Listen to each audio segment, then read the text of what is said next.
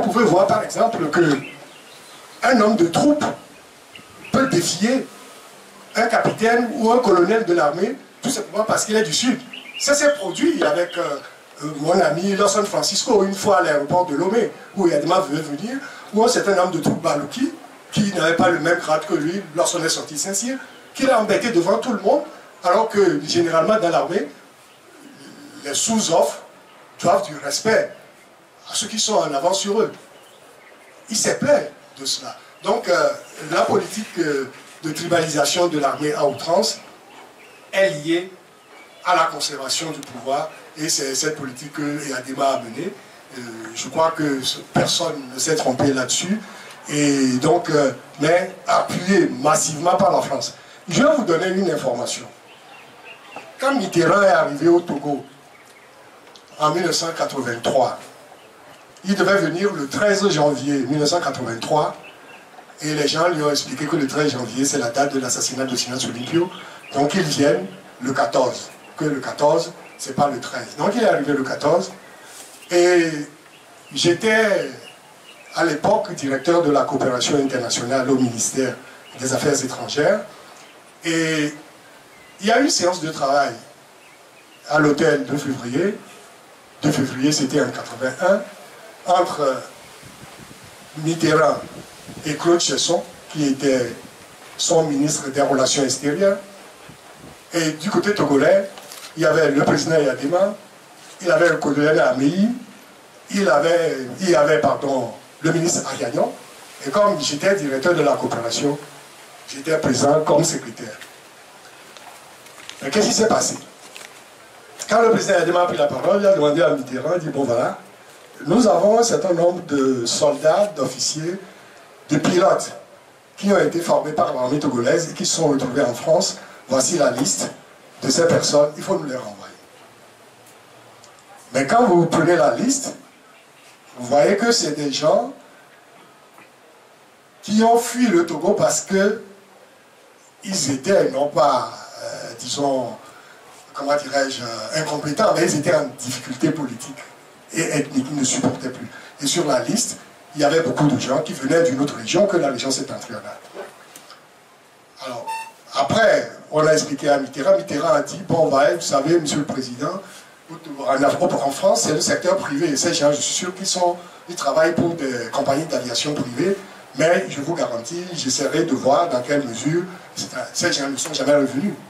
J'ai retrouvé des pilotes togolais aux États-Unis qui ont fui le Togo. Qui ont fui le Togo uniquement parce que dans l'armée togolaise, ils ne pouvaient plus servir. Donc la tribalisation de l'armée, quand on nous dit souvent que le noyau de l'armée, c'est Pia. Mais à partir de ce noyau, il y a des changements d'alliance. Ces changements d'alliance, c'est tantôt Bassar, c'est tantôt Pagouda, c'est tantôt Sokolé. Quand tu vois Ayeva, chef d'état-major, tu vois Bonfo, chef d'état-major, etc., etc. Mais le noyau, le cœur de l'armée reste et demeure à Pia. Donc, forcément, l'armée est le garant de la dictature. Il faut changer le recrutement dans l'armée, il faut changer. Quand on nous parle, on dit, ah, l'armée, mais l'armée est démocratique, est républicaine, loin s'en faut. Quand vous êtes tout le temps entre vous, des gens d'une même région, parlant la même langue, mais vous considérez les autres comme vos ennemis. C'est vrai que le Kabylie et le Vé sont les langues nationales depuis 1975. Mais quand vous prenez une compagnie et que les gens qui sont là-bas parlent la même langue, on leur envoie faire une répression. On dit, il y a des manifestants à Décon, allez là-bas, mais comme ils parlent la même langue, ils arrivent à Décon, ils considèrent que mais les gens de Décon, c'est leurs ennemis. Ils n'ont rien à faire avec eux, ils n'ont pas de parents avec eux.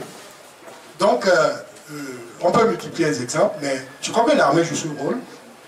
Et il faut des gens pour que cela change, pour dialoguer avec nos officiers, pour leur expliquer que ce jeu leur est défavorable. C'est-à-dire, bon, à court et à moyen terme aujourd'hui, ils ont des avantages, mais il y a une interpénétration dans nos sociétés. Est-ce que, par exemple, les officiers du Nord n'ont pas d'épouses ou ne font pas des enfants avec des femmes du Sud? Donc, je crois qu'il il y a un travail à faire. L'armée est garante justement de la dictature, ça c'est certain.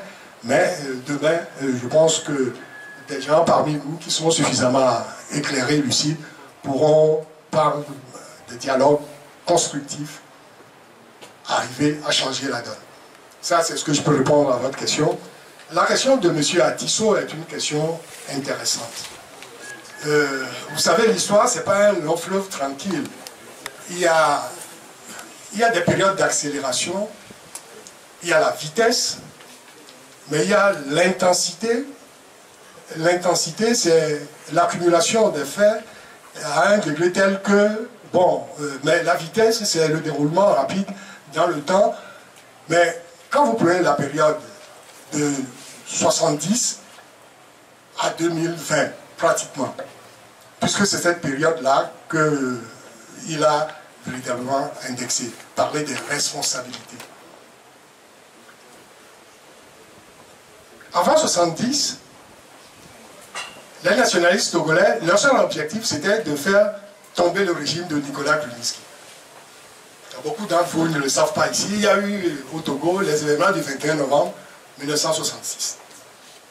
21 novembre 1966, les gens se sont dit, bon, Meachi, Kruninsky, il y a des différends entre eux, il faut qu'ils partent. Ils ont pris attache avec, d'abord il y a eu Boudjoulé est parti, et Adema, cherchant à s'allier avec l'armée, à avoir le soutien des Adema pour pouvoir faire partie de l'UNISC.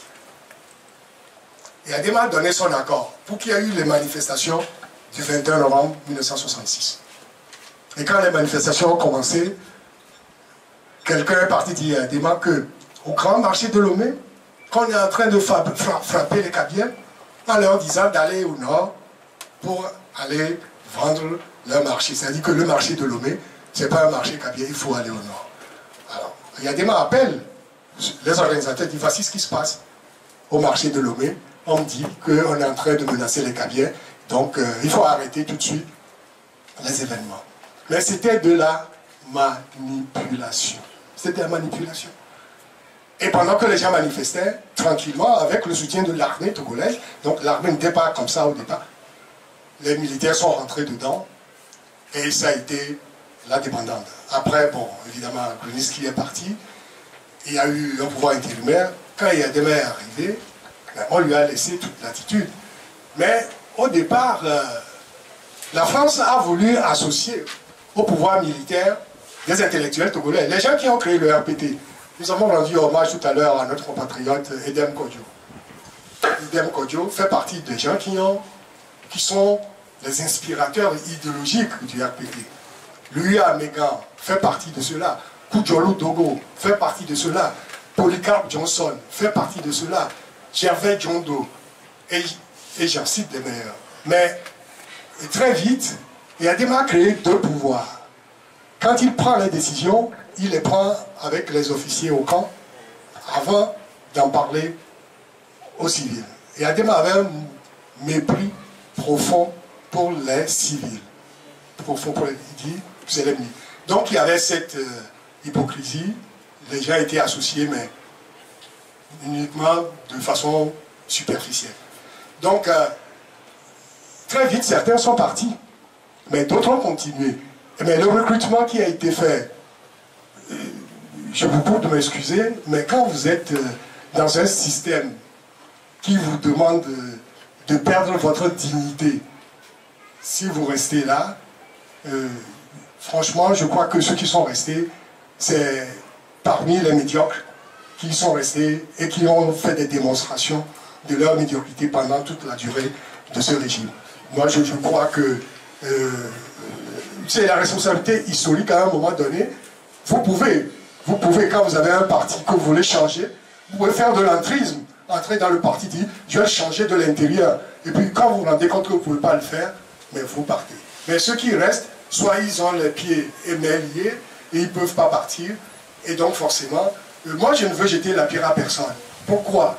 Parce que, et c'est ça la réponse que je peux vous apporter, j'en ai terminé, entre l'élevé de la famille qui avait un sens élevé de l'amitié et qui n'avait pas grand-chose, qui n'était pas riche, mais qui ont fait des sacrifices pour que nous devenions indépendants. et qui avait un sens élevé des valeurs. Mais notre génération, qu'est-ce que nous faisons? Nous courons après l'argent, mais je dis c'est normal. Parce que le monde a changé entre 58 et aujourd'hui.